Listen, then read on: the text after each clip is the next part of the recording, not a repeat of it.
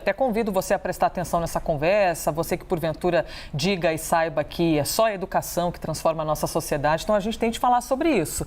Por isso a gente ouve agora a Priscila Cruz, que é presidente executiva do Todos pela Educação, que é a organização que compilou esses dados, não é, Priscila?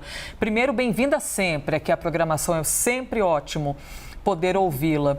Bom, 1.400.000 crianças em 2019 para 2.400.000 crianças em 2021 que ainda não sabem ler e escrever nessa faixa de 6 a 7 anos. Esse é um retrato, assim, direto da pandemia e do efeito da distância das escolas ou o problema é um pouquinho mais embaixo? Bom dia, Elisa, Luciana, o Rafael que também está aí no estúdio, todos que nos assistem. É sempre bom estar com vocês, pena que é para comentar um dado tão triste, tão angustiante. Porque, de fato, Elisa, o que aconteceu é que o Brasil errou bastante na pandemia. A gente viu, inclusive, na reportagem anterior sobre vacinação das crianças, atraso. Agora, um dos erros foi também ter mantido tanto tempo as escolas fechadas. E o ensino remoto, ele teve uma efetividade, um alcance muito heterogêneos pelo país e afetou muito mais as crianças mais pobres. Então, as crianças mais pobres do Brasil, elas tiveram menos ensino remoto por conta da conectividade, também por conta dos equipamentos, pela pressão que as suas famílias viveram e ainda vivem por conta da pobreza, muito mais dificuldades em casa para poder manter esses estudos acontecendo, enquanto que as crianças mais ricas, então quando a gente pega a parcela das 25% crianças mais ricas do país, esse ensino ele também teve dificuldades, né? Todo mundo passou por muitas dificuldades nesses 2 anos de pandemia, né? De grave pandemia, que fez com que as escolas ficassem tanto tempo fechadas. A meu ver, tempo excessivo, a gente precisaria ter ficado menos tempo com escolas fechadas, a gente não precisaria ter ficado tanto tempo assim, mas essa foi a escolha do Brasil, infelizmente. E o que aconteceu foi isso, as crianças mais ricas tiveram um acesso melhor ao ensino remoto, e aí quando a gente olha a percepção das famílias, porque esses dados eles revelam a percepção das famílias, ou seja, a percepção que as famílias têm em relação à educação dos seus filhos, os mais pobres percebem que os seus filhos aprenderam menos, percebem que eles tiveram menos acesso à educação. E também a gente pode, inclusive, dizer que é uma medida de desamparo. As famílias mais pobres sentem o desamparo do poder público, enquanto que as famílias, as crianças, as famílias mais ricas, né, que têm seus filhos nas escolas particulares privadas, sentiram que, bem ou mal, esse serviço educacional aconteceu durante a pandemia. Priscila, bom dia, obrigado pela entrevista aqui pra gente. O que é que a gente faz para recuperar essa garotada do ponto de vista do que elas deixaram de aprender e também para não permitir, né, Priscila, que esse desânimo as distancie de uma vez por todas da escola? Exatamente, perfeito, Rafael. Olha, a gente não pode abandonar essa geração, a gente não pode nem chamar de geração perdida.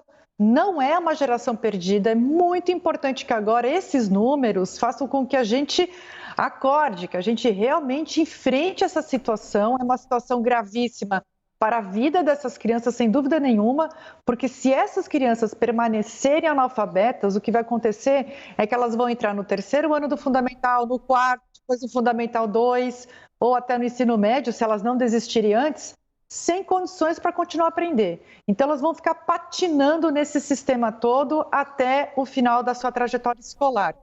Para o país, é uma bomba social e econômica, porque essa é uma geração que logo mais estará formando família, estarão no mercado de trabalho. Então, é muito fundamental que a gente se una nesse momento, né? E eu até tenho dito isso, se essa situação não é capaz de unir o Brasil em torno da educação, o que mais pode acontecer?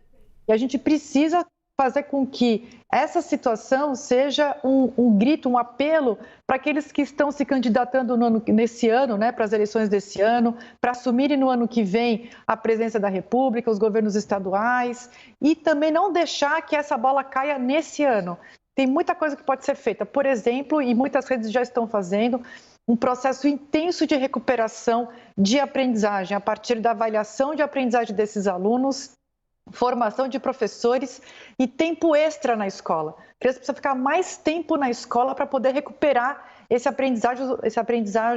aprendizado que não aconteceu nos anos anteriores.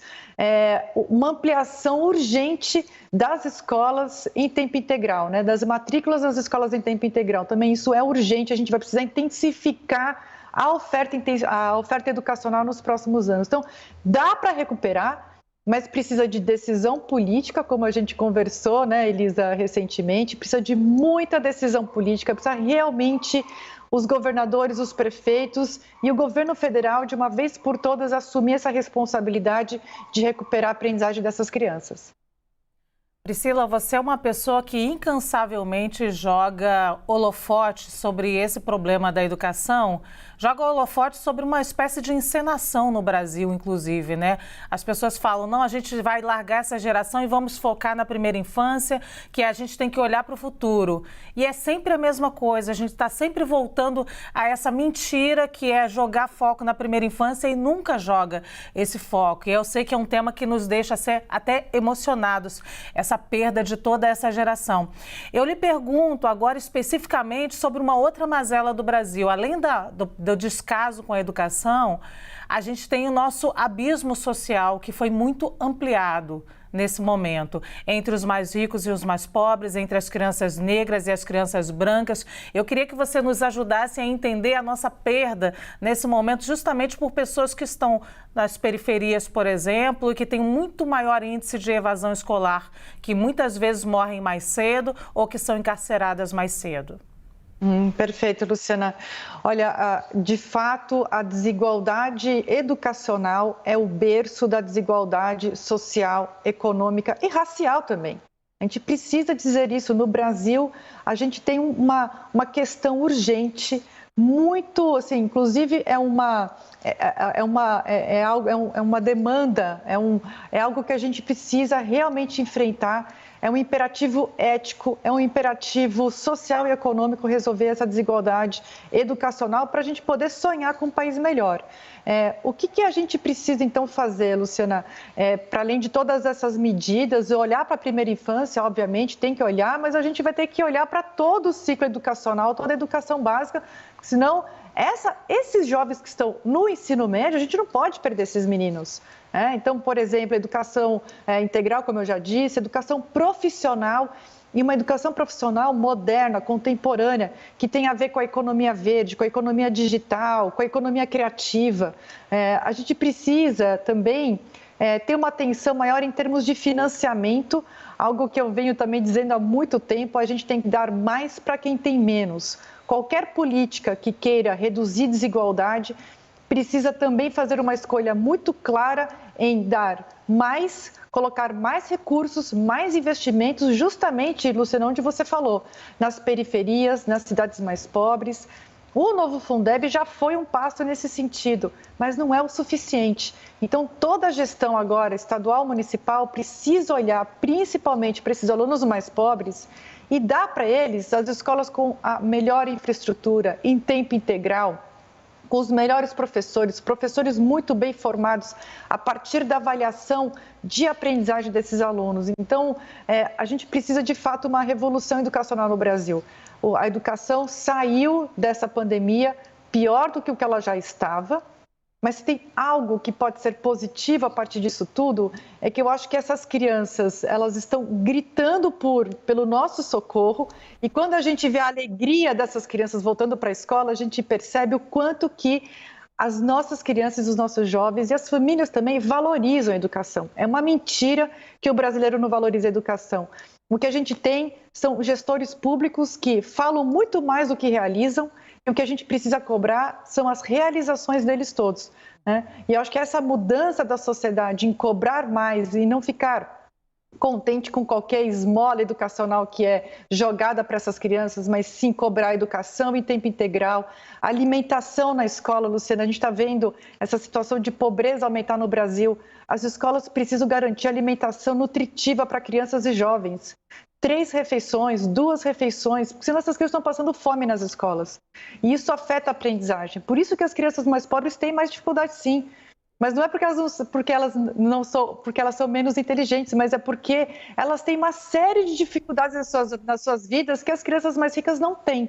Então a gente precisa ter sempre políticas que dão mais recursos, direcionam mais recursos para as crianças mais pobres. Depois essas crianças vão crescer e na vida adulta ouvir a meritocracia, não é? Ah, você tem que se dedicar, pois é. Você é que não foi capaz. E cadê a equidade, né, no acesso à educação dessas crianças? Priscila, você falou sobre executar, sobre fazer. O que você destacaria deste atual governo, deste atual Ministério da Educação para este momento de pandemia? O que você viu ser feito e realizado a ponto de ser destacado ou, infelizmente, esse espaço não foi preenchido ainda? Olha, Elisa, eu adoraria poder dizer que houve um esforço do Ministério da Educação, que a situação é muito complicada e que não foi o bastante, mas que eles fizeram algum esforço. Mas eu não consigo falar isso não é possível de ser dito, porque o governo federal, e olha, eu acompanho o Ministério da Educação de perto há 20 anos, eu completei nesse ano 20 anos acompanhando de perto o trabalho do Ministério da Educação. E eu nunca vi nenhum abandono, nenhuma situação de abandono tão grande, tão grave, tão profunda. O que o Ministério da Educação fez nesses 2 anos da pandemia e até no ano anterior foi uma série de diversionismos, de cortinas de fumaça, de assuntos que não são relacionados à educação, aquilo que a gente precisa fazer para garantir a aprendizagem das crianças. É atribuição do governo federal, antes que qualquer um diga que, olha, mas a educação básica é responsabilidade de estados e municípios.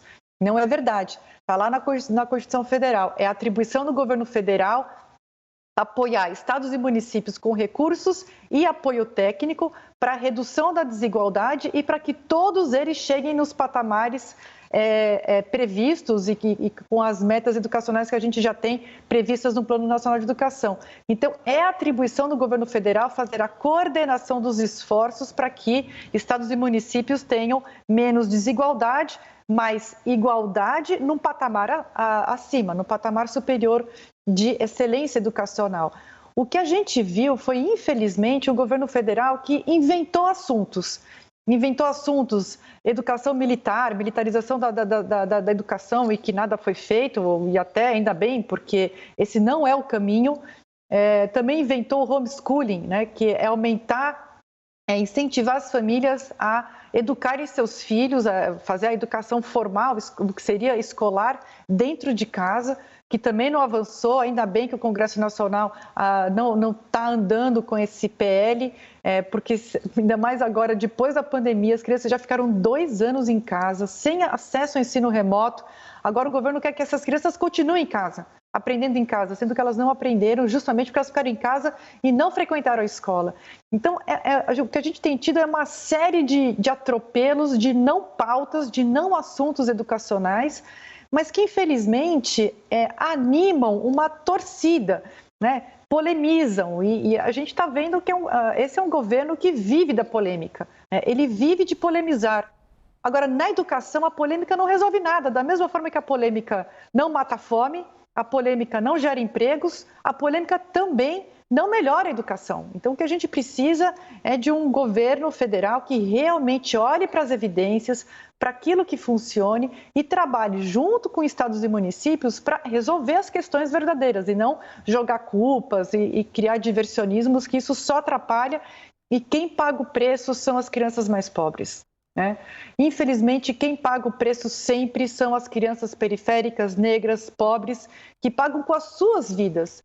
Elas são as vítimas silenciosas dessa pandemia. São as maiores vítimas dessa pandemia, inclusive porque muitas delas ficaram órfãs durante esse período. Órfãs, sem escola, totalmente abandonadas. Então, a gente precisa mesmo criar um senso de urgência e batalhar por elas. Nós temos que lutar por elas, né? Nesse ano de eleição e nos outros anos também. Então, eu espero que pelo menos esses dados que são alarmantes, são muito angustiantes, sirvam para que a gente consiga se unir mais em torno da educação. Priscila Cruz, presidente executiva do Todos pela Educação. Priscila, bom dia, obrigado pela entrevista aqui para a CNN. Bom dia, gente. Vamos melhorar. Obrigada, Priscila.